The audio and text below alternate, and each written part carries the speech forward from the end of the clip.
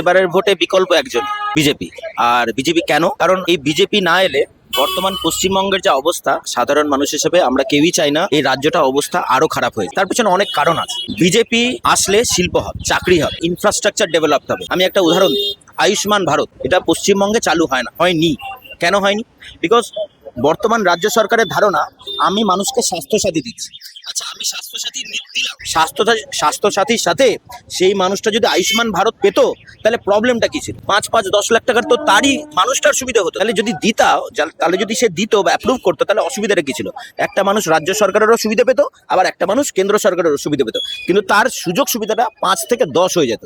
সে অন্য রাজ্যে গিয়ে সরকারি সুবিধাটা নিতে পারত। ইনফ্রাস্ট্রাকচার যদি ডেভেলপ না হয়, যদি শিল্প না আসে, যদি সরকারি চাকরির যে এত শূন্য পদ যদি পুরোপুরি না হয়, তাহলে বর্তমান যুবক যে ভাতা বর্তমান পশ্চিমবঙ্গ সরকার ভোট ব্যাংকের জন্য শুরু করেছে, আপনারা নিজেরাও জানেন, এই গত 5 দিনে 45 লক্ষ যুবক যারা যুব ভাতায় নাম লিখিয়েছে। রাজ্য সরকার জনসাধারণের কাছে এই যুবকদের উলঙ্গ করে দিল যে এই 45 লক্ষ 5 দিনে যুবক ভাতা আমাকে অ্যাপ্লিকেশন করেছে। তার মানে আমার রাজ্যে বেকার কত, এবং আগামী দিনে এটা কতদিন চলবে আমি জানি না, আগামী দিনে কত হতে পারে তার সংখ্যাটা আপনি হিসাব করুন।